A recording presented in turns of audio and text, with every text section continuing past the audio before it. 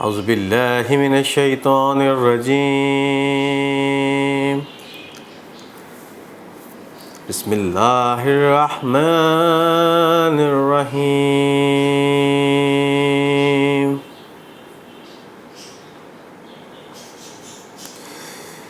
اِنَّا أَعْطَيْنَاكَ الْكَوْثَرَ فَصَلِّ لِرَبِّكَ وَانْحَرْ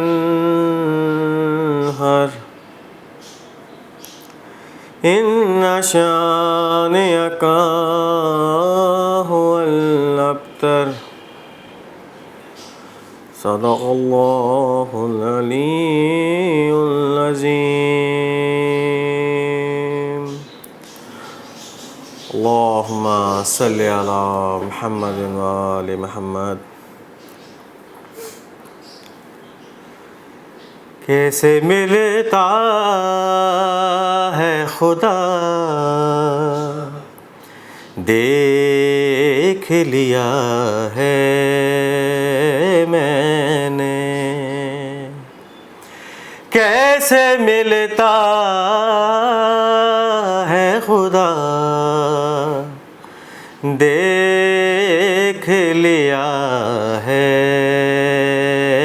میں نے، جا کے خود کرب و بلا دیکھ لیا ہے میں نے،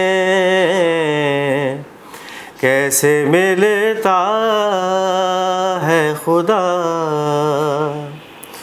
دیکھ لیا ہے میں نے، تیرے خیمے کا دیا دیکھ لیا ہے میں نے، تیرے خیمے کا دیا دیکھ لیا ہے میں نے، ارے کتنی بے بس ہے ہوا دیکھ لیا ہے میں نے، کیسے ملتا ہے خدا دیکھ لیا ہے میں نے، روز کش کول اٹھائے چلا آتا ہوں حسین،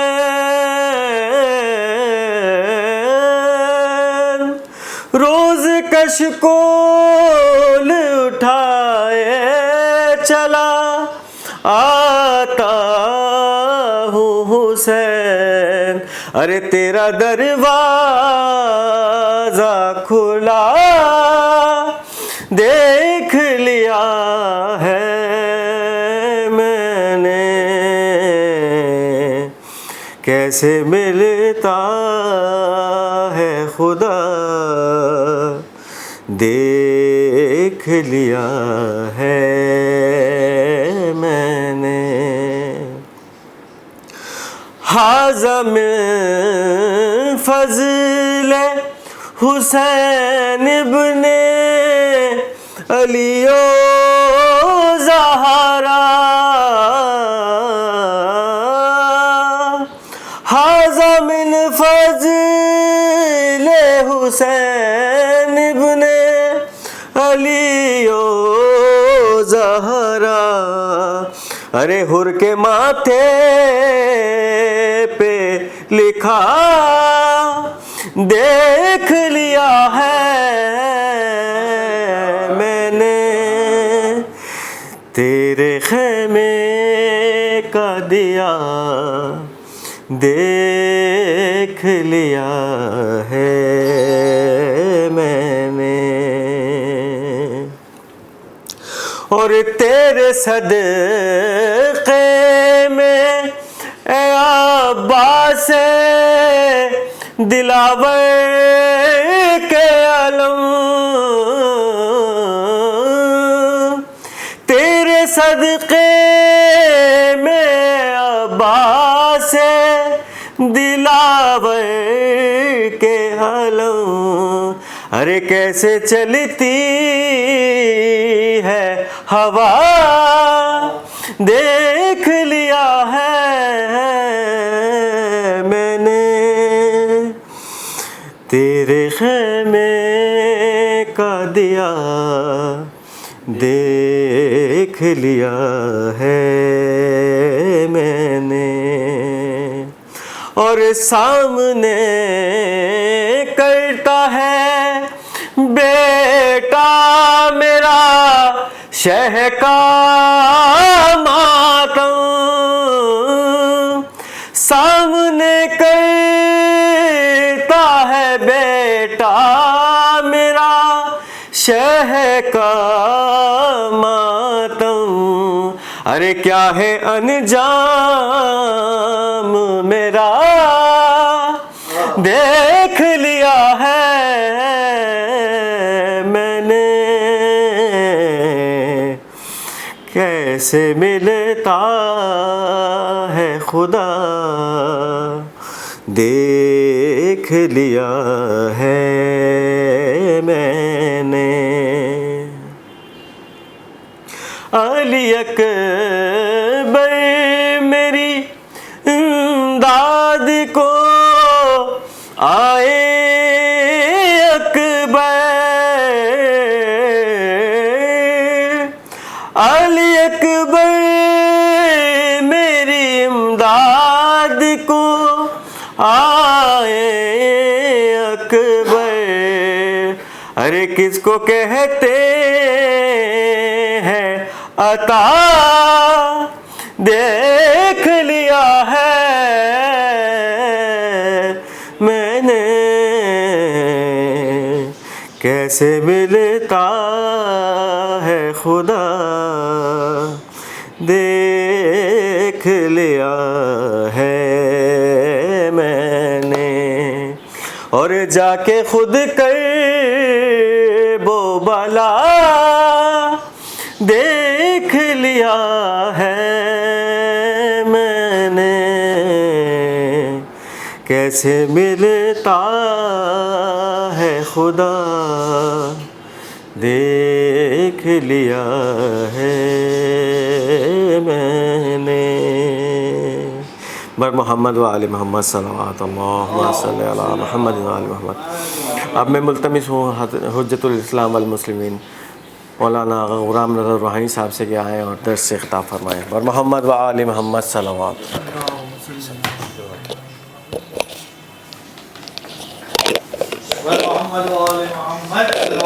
اللهم صل على محمد وآل محمد۔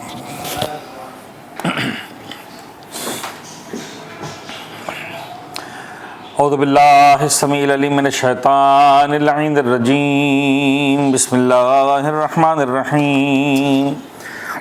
الحمدللہ الذی علا فی توحدہ ودنا فی تفردہ، الذی بعد فلا یرا وقرب فشہد النجوى، ثم الصلاة والسلام والتحیة والإکرام علی اشرف الانبیاء والمرسلین، حبیب الہ العالمین، سیدنا و نبینا و حبیب قلوبنا و طبیب نفوسنا و شفیع ذنوبنا ابی القاسم محمد، اللہم صل علی محمد وعلى أهل بيته الطيبين الطاهرين المعصومين المنتجبين، لا سيما على بقية الله في الأرضين وحجته على العالمين،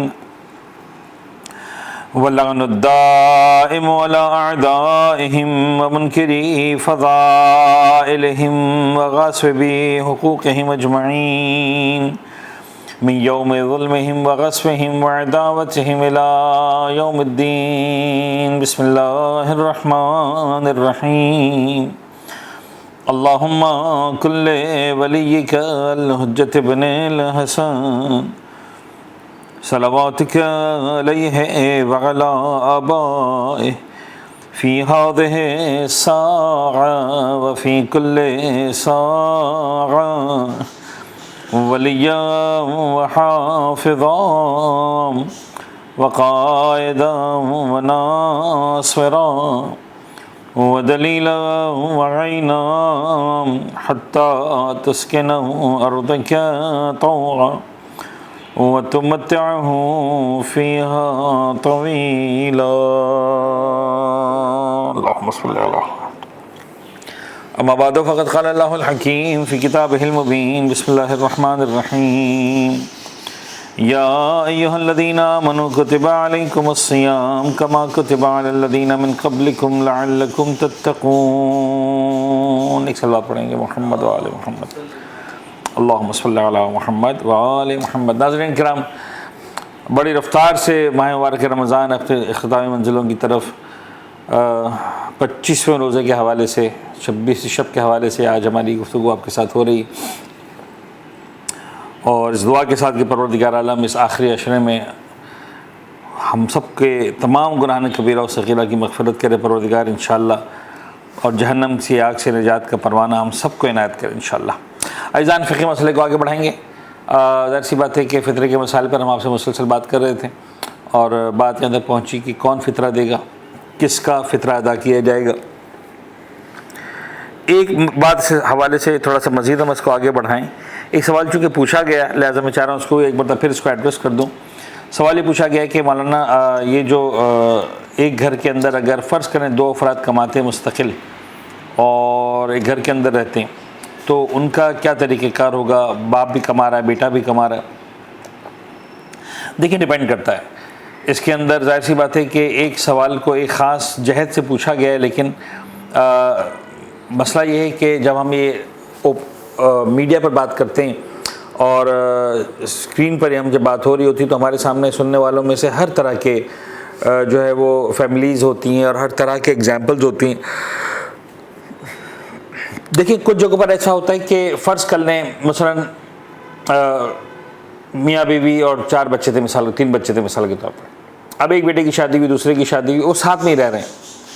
تو سلیولی اینڈ گریجولی ایسا ہو جاتا ہے کہ اب یہ ایک فیملی نہیں ہے جو ایک گھر میں رہ رہی ہے، یہ 3 فیملیز ہیں جو ایک گھر میں رہ رہی ہیں. خوف ہمارے. تو جب 3 فیملیز ایک گھر میں رہ رہی ہیں تو یہ 3 الگ الگ فیملیز مانی جائیں گی. اس کے لیے اگر آپ کو مثال صحیح طرح سے سمجھنی ہے تو تھوڑی دیر کے لیے باہر نکلیے اس گھر سے اور جائیے ایک ایسے شہر میں یا ایک ایسے ملک میں جہاں پر بہت مہنگائی ہے، اور وہاں فرض کر لیں کہ فیملیز جو ہے مل کے رہتی ہیں. دبئی میں ایسے ایگزامپلز مل جاتی ہیں آپ کو بہت ساری، کہ جہاں مثال کے طور پر ایک اپارٹمنٹ ہے، فرض کریں 3 بیڈ روم کا اپارٹمنٹ ہے. تو کیا ہے، وہ 3 فیملیز ایک ساتھ کرائے پہ لیتی ہیں. اب ایک بیڈ روم ایک فیملی کا ہے، دوسرا بیڈ روم دوسری فیملی کا ہے، تیسرا بیڈ روم تیسری فیملی کا ہے. کپلز ہیں تینوں.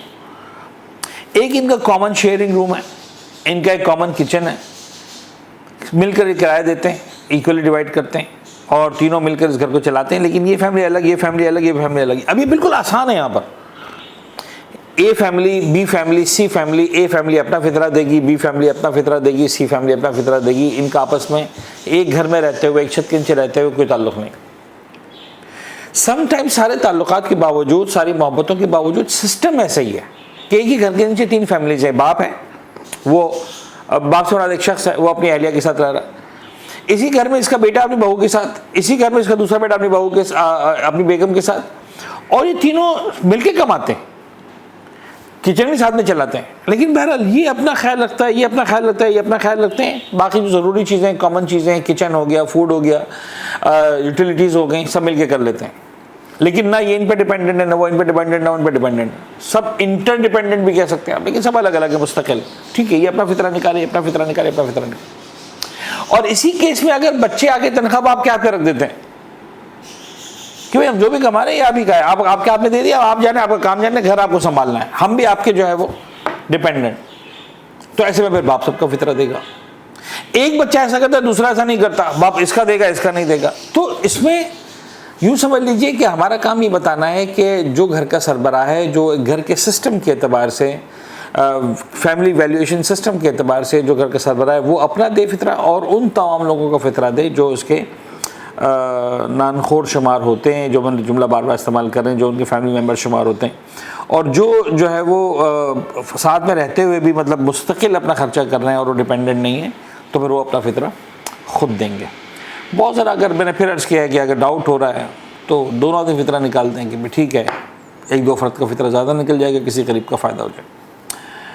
یہ فطرے کے حوالے سے مسائل سارے مکمل ہوئے، مزید بھی انشاءاللہ کوئی باتیں کریں گے، لیکن فی الحال ایک صلوات پڑھتے ہیں محمد و آل محمد پر، اللہم صلی علی محمد و آل محمد وعجل فرجہم۔ دعائیں مکارم الاخلاق، اور ظاہر سی بات ہے، اس سے پہلے ہم کچھ عقائد کے حوالے سے بات کر رہے تھے آپ کے سامنے، تو ہم نے کل یہ اس موضوع پر بات کی عزیزان گرامی کہ عقیدہ توحید میں وجود خدا پر امام نے پہلے بات کی، اور ظاہر سی بات ہے کہ یہ بڑی اہم ہے یہ بات کہ ہم اپنے نوجوانوں کو بطور خاص ہی سمجھائیں، اور عالم اسلام اس بات پر جو ہے وہ یقین کی اس منزل پر ہو کہ جہاں یہ تو طے ہو جائے کہ ہاں یہ کائنات بغیر بنانے والے کی نہیں بن سکتی۔ اب جب نہیں بن سکتی تو اس کائنات کا کوئی نہ کوئی خالق ہے۔ آپ دیکھیں کہ پورے طول تاریخ میں انسانوں نے جب اس بات کو ذہنی طور پر تسلیم کر لیا کہ جی اس کائنات کا کوئی نہ کوئی خالق ہے، ہونا چاہیے، مالک ہے، ہونا چاہیے، اب وہ خالق و مالک کون ہو، تو مختلف حوالہ جات سے آپ کو بات سمجھ میں آئے گی، نظر آئے گی کہ انسان نے بہت ساری جگہوں پر سر ٹکا۔ سورج کے سامنے بھی سر جھکایا گیا ہے، خدا ماننے کی کوشش کی گئی، چاند کے سامنے بھی سر جھکایا گیا ہے، اس کو خدا ماننے کی کوشش کی گئی ہے۔ جناب علی جو ہے وہ بعض اوقات بعض بڑے جائنٹس درختوں کو مثال کے طور پر، آگ کو جو ہے وہ خدا مانا گیا، وغیرہ وغیرہ۔ یہ تمام باتیں وہ ہیں جو جانتے ہیں اس انسانی اس کے اندر، حتیٰ جو ہے وہ مورتیوں کو اور پتھر سے بنے ہوئے خداؤں کو بھی جو ہے وہ خدا ماننے کی کوشش کی گئی، انسان نے جو ہے وہ سرنڈر کیا۔ اسلام یہاں پر اگر توحید کی بات کرتا ہے، یعنی اسلام یہ کہتا ہے کہ اگر عقل و شعور انسانی کی روشنی میں دیکھا جائے تو یہ بات سمجھ میں آتی ہے کہ ممکن نہیں ہے کہ خدا محدود ہو، کیونکہ جیسے ہی ہم خدا کو محدود کریں گے ہمیں فرض کرنا پڑے گی ایک ایسی طاقت جو اس کو محدود کر رہی ہے، جو اس سے زیادہ پاورفل ہے۔ تو جب ہم ایک اور طاقت کو فرض کریں گے تو ممکن نہیں ہے کہ جو کمزور ہو وہ خدا ہو اور جو طاقتور ہو خدا نہ ہو، تو ہمیں شفٹ ہونا پڑے گا اس خدا پر کہ یہ طاقتور ہے، اس کے پاس زیادہ طاقت ہے۔ لیکن سوال پھر وہی ہے، کیا یہ محدود ہے؟ اگر یہ محدود ہے تو پھر مجھے ماننا پڑے گا کہ ایک طاقت اس کے اوپر ہے جو اس کو محدود کر رہی ہے۔ غور فرما رہے ہیں؟ میں بہت آہستہ آہستہ جا رہا ہوں، مجھے پتا ہے ہر طرح کی آڈینس ہے۔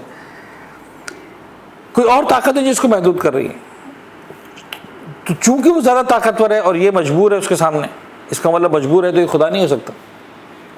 آپ اس طاقت پر آئے، اب اگین والی طاقت محدود ہے، لا محدود ہے، تو جب تک ہم محدود مانتے جائیں گے، محدود ماننے کا مطلب یہ ہے کہ ہمیں ایک اور طاقتور کو فرض کرنا پڑے گا، یہاں تک کہ ہم ایک ایسی طاقت پر پہنچیں جس کے اوپر کوئی طاقت نہ ہو، تو then he should be the God. لہٰذا ہم اپنے آسان ترین استدلال کے اندر یہ کہتے ہیں کہ خدا وہ ہوگا کہ جس کی طاقت کے سامنے کوئی طاقت نہ ہو، جس کی قدرت کے سامنے کوئی قدرت نہ ہو، جس کی حد کے سامنے کوئی حد نہ ہو، وہ لامحدود ہو۔ جس کی حد کے سامنے حد نہ ہو، سے مراد وہ لامحدود، اس کی کوئی حد ہی نہ ہو۔ تو جسم و جسمانیات بھی ایک حد ہے کہ ہم خدا کو محدود کریں ایک جسم کے اندر۔ لہٰذا ہمارے پاس جو اہل بیت اطہار نے توحید بتائی ہے، جو عقیدہ بتایا ہے، بڑا کلیئر ہے کہ وہ پروردگار وہ ہے کہ جو ہر طرح کی جسم و جسمانیات سے، ہر طرح کی قید سے، ہر طرح کی حد سے ماورا ہے، وہی کائنات کا اصل خالق و مالک ہے، ہر جگہ پر ہے، وسع کل شیء، کائنات کی ہر شے پر حاوی ہے، ہر شے پر طاقت رکھتا ہے، وہ سراپا حکمت ہے تو اس نے حکمت عطا کی ہے، اس سراپا قدرت ہے تو اس نے اپنے مخلوقات کو قدرت عطا کی ہے، وہ سراپا بصارت ہے تو اس نے دیکھنے کی طاقت دی ہے، وہ سراپا سماعت ہے اسے سننے کی طاقت دی ہے، وہ سراپا متکلم ہے کلام کی طاقت دی ہے، اور جو ہم صفات ثبوتیہ میں پڑھتے ہیں تو ہمیں ماننا پڑے گا ایک ایسی ذات کہ جو ہر اعتبار سے کامل ہے، ہر اعتبار سے مکمل ہے، اور اسی وجہ سے ہم دو خداؤں کے قائل نہیں ہوتے۔ انہیں بڑا اچھا لگتا ہے سننے میں بولنے میں کہ بھئی اگر دو خدا ہوتے مل کے چلاتے پرابلم کیا ہے؟ بھئی مل کے چلاتے اس کا بولا ٹھیک ہے، مل کے چلا رہے ہیں تو کیا یہ ہر جگہ اپنی مرضی چلا سکتا ہے یا کچھ جگہوں پر یہ حاوی آ جائے گا؟ اگر نہیں چلا سکتا تو مجبور ہو گیا، مجبور خدا نہیں ہو سکتا۔ اسی طرح یہ کہ مجبور رہے گا خدا نہیں ہو سکتا۔ خدا وہ ہوگا جو ہم نے شروع میں بہت سمپل بہت سادہ الفاظ میں کی کہ جہاں پر ہم کسی خدا کو محدود کرنے کی بات کریں گے اس کا مطلب ہمیں ایک طاقتور طاقت کو فرض کرنا پڑے گا، جو وہ طاقتور خدا ہوگی۔ تو جو طاقت محض ہے، جو قدرت محض ہے، اس کے لیے ضروری ہے کہ کسی قسم کی حد قید نہ ہو، اور وہیں پر جناب علی وہ ذات خدا کی ذات ہے۔ اسی لیے قرآن کہتا ہے قل هو اللہ احد، وہ احد ہے۔ یہ احد سے مراد بھی یعنی اس کا ترجمہ عام طور پر کہا جاتا ہے ایک، لفظ ایک کا ترجمہ ٹھیک ہے، کوئی یعنی کہ کفر ہو جائے گا، لیکن اگر گہرائی میں جا کر دیکھیں گے تو یس یہ بھی توحید نہیں ہے۔ لہذا کہتے ہیں خدا یکتا ہے۔ اب ایک میں یکتا میں کیا فرق ہے، اب تھوڑا سا مشکل ہو جائے گا، میں سمجھانے کی کوشش کرتا ہوں۔ مثال کے طور پر یہ ایک چشمہ ہے، مثال کے طور پر اب ایک چشمہ ہے لیکن اس کے اندر ایک یہ ڈنڈی ہے، ایک یہ ڈنڈی ہے، ایک یہ مثلا جو ہے فرض کریں شیشہ ہے، ایک دوسرا شیشہ ہے، ان سب سے مل کر یہ ایک بنا ہے۔ میں اس کو کھول سکتا ہوں، توڑ سکتا ہوں، ایک ڈنڈی الگ ہو جائے گی، دوسری ڈنڈی الگ ہو جائے گی، ایک چشمہ مثلا جو ہے وہ فرض کریں شیشہ الگ ہو جائے گا، تو یہ تین چار چیزوں سے مل کر بنا ایک۔ خدا ایسا نہیں ہے، قابل تقسیم نہیں ہے خدا، جو تقسیم ہو جائے وہ خدا نہیں ہو سکتا۔ تو ایک ایسا ایک جس کی وحدانیت ایسی ہو جو قابل تقسیم نہ ہو، اس کو کہتے ہیں احد۔ تو اب ظاہر سی بات ہے کہ یہ وہ چیزیں، اسی لیے معصومین فرماتے ہیں کہ جو خلاصہ ہے معصومین کے فرامین کا کہ پروردگار کی ذات کو سمجھنے کی کوشش کرو گے تو نسبتاً مشکل ہوتا چلا جائے گا تمہارے لیے۔ لہٰذا اس کے صفات سے سمجھو، اس نے جو کیا ہے اسے سمجھو۔ اس نے ساری دنیا کو رنگ روپ عطا کیا ہے، اس کا مطلب وہ خالق رنگ ہے۔ اس نے ساری دنیا کو دیکھنے کی طاقت عطا کی ہے، وہ اس کا مطلب بصیر ہے، وہ دیکھ سکتا ہے۔ اس نے ساری دنیا کو سننے کی طاقت عطا کی ہے، وہ سن سکتا ہے۔ اس نے ساری دنیا کو بولنے کی طاقت دی ہے، وہ خود متکلم ہے، بول سکتا ہے۔ تو ذات نایافتہ ہستی بخش کی توانت کے شبد ہستی بخش، خیر اس کے پاس حیات ہے، اس نے حیات دی ہے۔ اس کے پاس علم اور طاقت ہے، اس نے علم اور طاقت، انہیں وہ ہر طرح کی جو ہے وہ صفات کمالیہ کا جو ہے وہ محور ہے، مرکز ہے، مالک ہے۔ اور اسی اعتبار سے ہمیں سمجھ میں آئے گا کہ اگر ایک کائنات رنگ و بو جو ہے وہ اتنی وسعت کے ساتھ ہے تو وہ کتنا وسیع ہوگا، اور اتنی طاقتوں کے ساتھ ہے تو کتنا طاقتور ہوگا۔ خدا نے متعال ہم سب کو رب العزت سے آشنا فرمائے اور راہ پروردگار پر چلنے کی توفیق عطا فرمائے۔ ٹھیک ہے جی، بات کرتے ہیں، آگے بڑھتے ہیں دعائے مکارم الاخلاق۔ اب ظاہر سی بات ہے کہ اب یہ دل چاہ رہا ہے کہ اس کو ہم مکمل کریں تو ہم بہت ہی کم جو ہے وہ پڑھ پائیں گے ان ٹرمز آف ڈیٹیلز۔ ہم کوشش کریں گے کہ جتنا ہو سکے جلدی جلدی بات کو آگے بڑھائیں۔ کل ہماری جو ہے وہ اسٹینزا نمبر 14 پر بھی بات ہم نے جو ہے مکمل کر دی۔ 15 پر آتے ہیں، اللہم الی مغفرتک وفدت والی عفوک قصدت والی تجاوزک اشتقت وبفضلک وثقت ولیس عندی ما یوجب لی مغفرتک ولا فی عملی ما استحق به عفوک۔ میں کیا خوبصورتی ہے اس کے اندر، کس انداز سے امام رب العزت کے ساتھ راز و نیاز کرتے ہیں۔ ایسا لگتا ہے کہ جسے کہتے ہیں نا کہ دو انتہائی عجیب ایک دوسرے سے محبت کرنے والے راز و نیاز کر رہے ہیں، بیٹھ کے باتیں کر رہے ہیں۔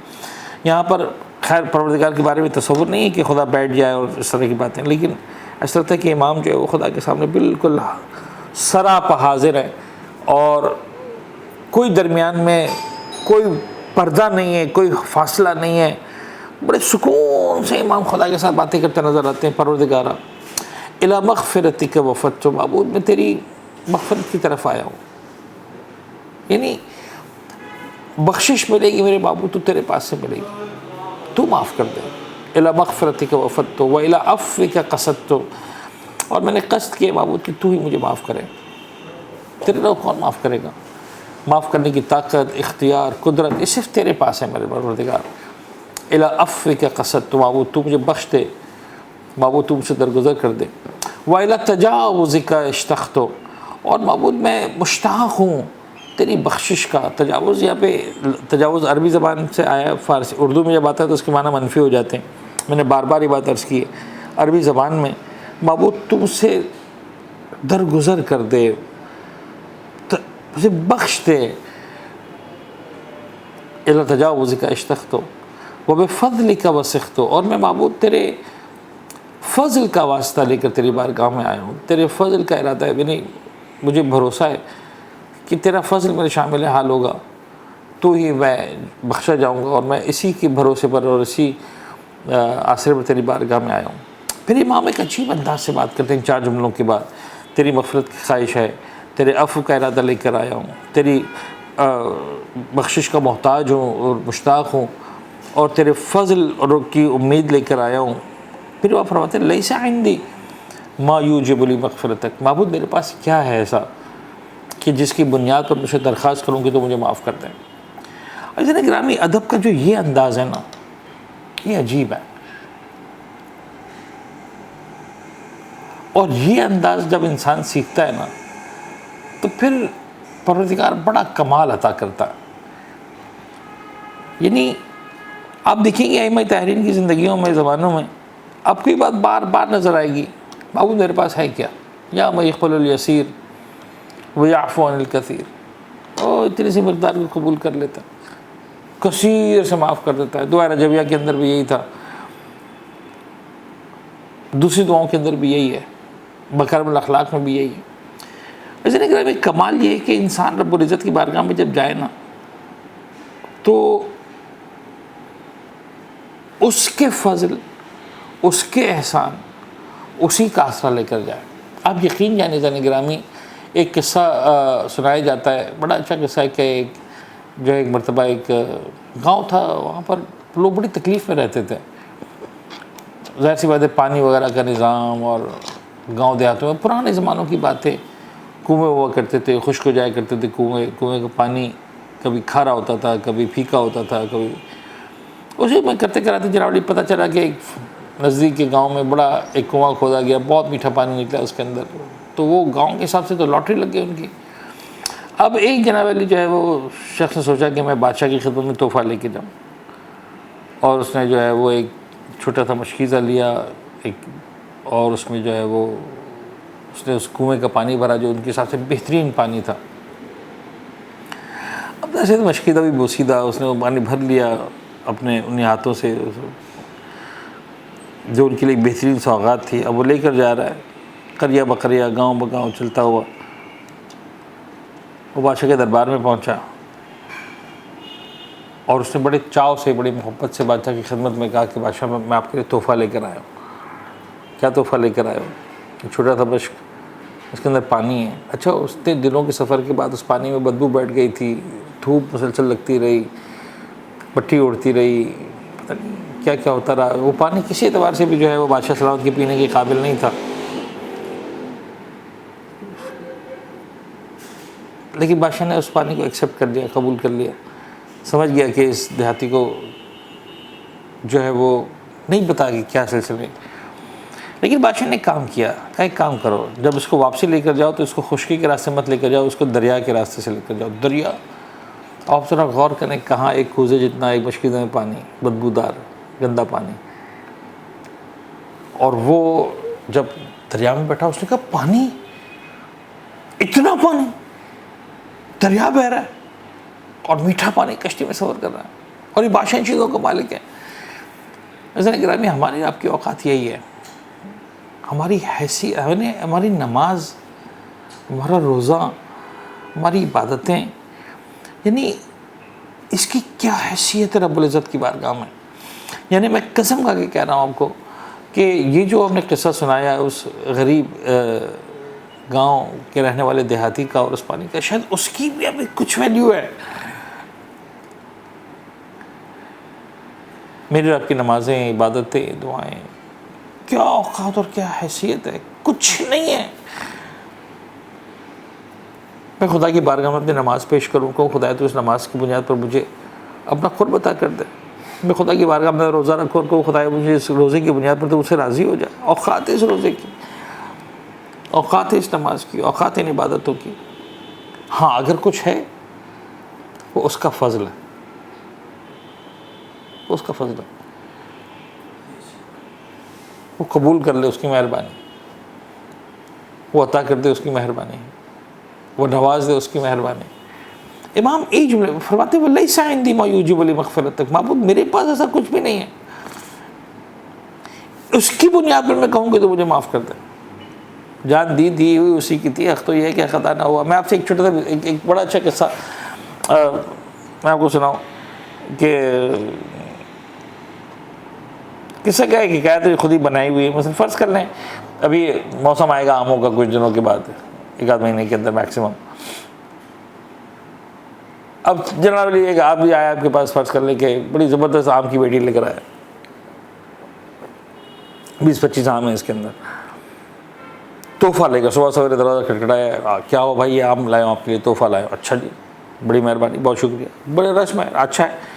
اس طرح کے جو ہے وہ فیملیز میں, دوستوں میں, خاندانوں میں ہونے چاہیے اس طرح کی محبتوں کے سلسلے. اچھا جی, اب آپ نے چائے پانی پلائی, جو بھی جانے لگا. آپ دروازے پر چھوڑنا ہے, اس تحفہ دینے والے نے کہا کہ یار ایک ریکویسٹ ہے, کیا یہ پیٹی دی نا اس میں سے ایک آم مجھے دے دو. مجھے ایمانداری سے بتائیے کہ اس دینے والے کا حق کتنا ہے اس پیٹی پر؟ جواب یہ کہ 100%. اس لیے کہ اسی کی. آپ نے کہا بھائی ایک آم کے سارے لے جاؤ, نہیں کہا نہیں ایک چاہیے مجھے. اب آپ ایک کون سا دیں گے؟ یعنی ایمانداری سے بتائیے کیا یہ ورتھ ہے کہ آپ اس آم کی پیٹی کو کھولیں, سارے آم جو ہے وہ الٹ دیں, 20-25 آم. میں چل ایک فگر دیتا ہوں 24 کسی خاص وجہ سے. اس 24 آم کے 2 درجن آم اس کے اندر, اس میں سے آپ جناب علی جو سب سے سڑا ہوا آم ہے, سب سے سڑا ہوا سے بڑا, جو سب سے خراب, سب سے چھوٹا فرض کرنا, جو دیکھنے میں ہوتا ہے نا سارے کیسے نہیں ہوتے, وہ نکال کے آپ دیں, اچھا لگے گا. اور آپ کے دیکھو مجھے تم سے کتنی محبت ہے, میں نے تمہارے خاطر یہ آم نکالا. یہ شرافت کا تقاضا یہ ہے کہ اس 24 آم میں سے جو آپ بہترین آم ہوگا وہ نکال کر دیں گے کہ بھائی جو بہترین ہے وہ تمہیں دے رہا ہوں. بھائی گرامی اگر یہ مثال سمجھ میں آئی تو پھر ذرا غور کریں کہ پروردگار روزانہ میرے اور آپ کے کھاتے میں 24 گھنٹے ڈال دیتا ہے روزانہ. فری ہے, استحقاق نہیں ہے ہمارا. اور یہ 24 گھنٹے ڈالنے کے بعد پھر کہتا ہے کہ یار کام کرو, اس میں سے 1 گھنٹہ مجھے دے دو. اور آپ یقین جانے جانا گرامی میں 1 گھنٹہ زیادہ کہہ رہا ہوں, خدا 1 گھنٹہ نہیں مانگتا. 17 رکعت نماز 17 منٹ مانگتا ہے. 17 کو آپ آدھا گھنٹہ کر لیں, آدھے کو آپ پونا گھنٹہ کر لیں, ہم کون سا 1 گھنٹہ دیتے ہیں اس 24 گھنٹوں میں سے؟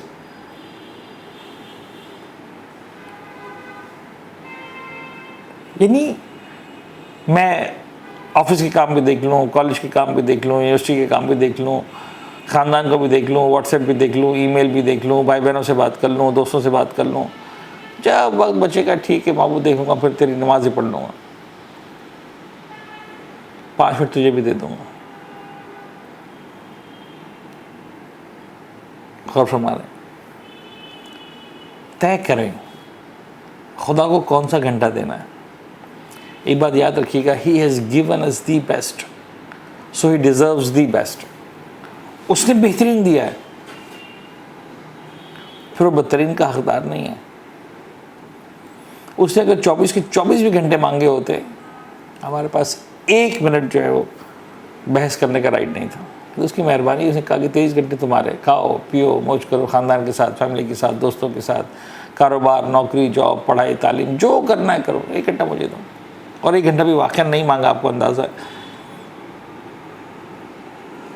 امام رب العزت کی بارگاہ میں جب بات کرتے ہیں نا تو یہ احساس مجھے اور آپ کو دلاتے ہیں جب رب العزت کی بارگاہ میں جاؤ تو اس خیال کے ساتھ جاؤ کہ تمہارے پاس کیا ہے، کچھ بھی نہیں ہے. اینیویز وَلَيْسَ عِنْدِي مَجُوجِبُ لِمَغْفِرَتِكَ، میرے پاس ایسا معبود کچھ بھی نہیں ہے جو تیری طرف سے مغفرت کا سبب بن سکے. وَلَا فِي عَمَلِي مَا أَسْتَحِقُّ بِهِ عَفْوَكَ، میرے عمل میں ایسا کچھ نہیں ہے جس کی بنیاد پر میرا حق بنے کہ تو مجھے معاف کر دیں. وَمَا لِي بَعْدَ أَنْ حَكَمْتُ عَلَى نَفْسِي إِلَّا فَضْلُكَ، اور کچھ نہیں میرے پاس بعد اس کے کہ میں خود اپنے خلاف فیصلہ دے چکا ہوں. اب اگر کوئی چیز میرے کام آ سکتی ہے وہ تیرا فضل ہے. اب دیکھیے یہ خوبصورتی ہے. فَصَلِّ عَلَى مُحَمَّدٍ وَآلِهِ، تو محبوب میری درخواست ہے تو محمد پر، اپنے حبیب پر، پیغمبر گرامی اسلام پر اور ان کی آل پر درود و سلام رحمت نازل فرما. عزیزان گرامی یاد رکھیے گا، بہترین طریقہ ہوتا ہے کسی بھی ذات کے سامنے اسے خوش کرنے کے لیے اس کے محبوب کو یاد کرنا. کوئی کتنا بھی دکھی ہو، جو اس کی پسندیدہ ترین ہستی ہے اس کو آپ یاد کریں، تذکرہ کرنا شروع کر دیں. آپ دیکھیں بیمار ہوگا صحت یاب ہونا شروع ہو جائے گا، پریشان ہوگا پریشانیاں ختم ہونا شروع ہو جائیں گی، اداس ہوگا اداسی ختم ہونا شروع ہو جائیں گی. محبوب کو تذکرہ کریں. رب العزت کی بارگاہ میں جب بھی جائیں نہ گڑاتے ہوئے روتے ہوئے محمد و آل محمد کا تذکرہ کریں. مولا سید سجاد نے یہی کیا، فصلی علی محمد و آل معبود. میں تو سے ایک درخواست کرتا ہوں تو ان پر درود و سلام نازل فرما، ان پر رحمتوں کا نزول فرما، ان پر اپنی عنایتوں برکتوں کا نزول فرما. وتفضل علی، اور معبود مجھ پر بھی کچھ فضل کر دے، مجھے بھی کچھ نواز دے، مجھے بھی کچھ عطا کر دے. یہ بہترین انداز ہے. پروردگار کو بڑا پسند ہے کہ انسان اس کی بارگاہ میں جائے تو محمد و آل محمد کا واسطہ لے کر جائے. چوتھے امام سرکار بھی محمد و آل محمد کا واسطہ لے کر جا رہے ہیں. ہم بھی خدا کی بارگاہ میں محمد و آل محمد کا واسطہ ہی پیش کریں گے. عزیزان ظاہر سی بات ہے، مبارک رمضان کی آخری راتیں، یہ آخری ہمارے دروس ہیں، آخری ہماری باتیں. ذکر مصائب کے بغیر تو بات کو مکمل نہیں کریں گے.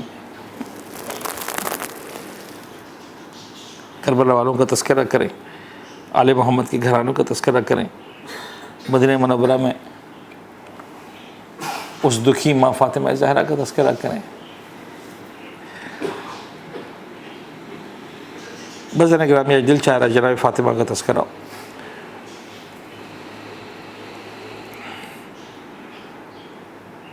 جب میرے مولا نے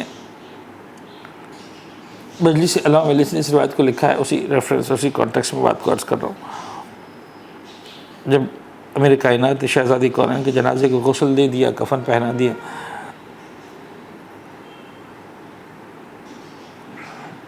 ایک مرتبہ آواز دی. مختلف علماء مختلف انداز سے اس واقعے کو بیان کرتے ہیں، میں ان سب کا خلاصہ پیش کر رہا ہوں. جنازہ تیار ہو گیا، رات کے اندھیرے میں، مجھے نہیں پتہ مدینہ منورہ میں اس وقت کیسا سناٹا تھا، اور شہزادی کونین کے گھر میں کیا غم کا سما تھا، کس انداز سے اور کس غربت کے عالم میں علی بن ابی طالب نے اپنی شریک حیات کے جنازے کو تیار کیا، غسل دیا، کفن پہنایا، تیار ہو گیا جنازہ. تو اس کا ایک مرتبہ آواز دی اپنے بچوں کو، ظاہراً یا محمد یا حسن یا حسین یا زینب یا ام کلثوم حلم تزودوا من امکم، آؤ ایک پر تو اپنی ماں کا دیدار کر لو. بچے آگے بڑھے، علماء عجیب انداز سے بیان کرتے. حسن آگے بڑھے، اپنے آپ کو ماں کے اوپر گرا دیا. فاطمہ زہرا کی بیٹی جناب زینب کبریٰ آگے بڑھی، اپنے آپ کو ماں پر گرا دیا. ام کلثوم آگے بڑھی. ملتا ہے کہ حسین ابن علی جو ہے وہ ماں کے پیروں کے پاس آ کر کھڑے ہو گئے، گویا شاید حسین کہہ رہا ہو اماں جب تک تم نہیں بلاؤ گی نا حسین نہیں آئے گا. بندے کفن ٹوٹے. حسین کو محسوس ہوا ماں کے ہاتھ کھل رہے، دوڑ کر آگے گئے، اپنے آپ کو ماں کے سینے پر گرایا، ہاتھ بند ہوئے، رونے کی آواز بلند ہوئی. حسن حسین رو رہے، زہرا کی آواز آ رہی. والا کائنات کہتے ہیں میں نے زمین و آسمان کے درمیان صدا گونجی، یا حسین یا علی حسین کے ماں کے سینے سے الگ کر لو. کوہرام بپا ہو گیا ملائکہ سبا میں. علی آگے بڑھے ہوں گے، حسین کو ماں کے سینے سے الگ کیا ہوگا. میرا دل چاہتا ہے کہ حسین ابن علی ماں کے سینے پر آپ تھے، باپ نے الگ کیا، یقیناً پیار سے الگ کیا ہوگا، یقیناً سر پہ ہاتھ رکھا ہوگا, سینے سے لگایا ہوگا. تماچے تو نہیں مارے ہوں گے, تازیانے تو نہیں مارے ہوں گے. ہائے وہ کربلا والی 4 سال کی بچی, قدم قدم پر تازیانے لگے, قدم قدم پر تماچے لگے. ہر تماچے پر سکینہ نے پکارا, واہ عباسا واہ حسینہ, الا لعنۃ اللہ علی القوم الظالمین وسيعلم الذین ظلموا آل محمد ای منقلب ینقلبون. ہمارے اس قلیل توسل کو اپنی بارگاہ میں قبول فرما. غم محمد و آل محمد کے سوا کوئی غم ہماری زندگی میں شامل نہ فرما. ہمارے ناسوں کو رومال حضرت زہرا سلام اللہ علیہ میں جگہ عنایت فرما. معبود محمد و آل محمد کا واسطہ قلب ناظرین امام زمانہ کو ہم سے راضی و خوشنود فرما. ہمارے گناہ گار آنکھوں کو مولا کے دیدار سے منور فرما. پالنے والے رمضان کی آخری راتیں جہنم کی آگ سے نجات حاصل کرنے والوں میں ہم سب کا نام شامل فرما. تمام گناہ کبیرہ و صغیرہ کی مغفرت فرما. معبود ہمارے مرحومین کی گناہ کبیرہ و صغیرہ کی مغفرت فرما. پالنے والے محمد و آل محمد کا واسطہ ہمارے مرحومین کو جوار معصومین میں جگہ عنایت فرما. ہم سب کے رزق حلال و طیب میں کثرت برکت وسعت عنایت فرما. مقروضوں کے قرض کو غیب سے ادا فرما. بیماروں کو شفاء کامل و عاجل عنایت فرما.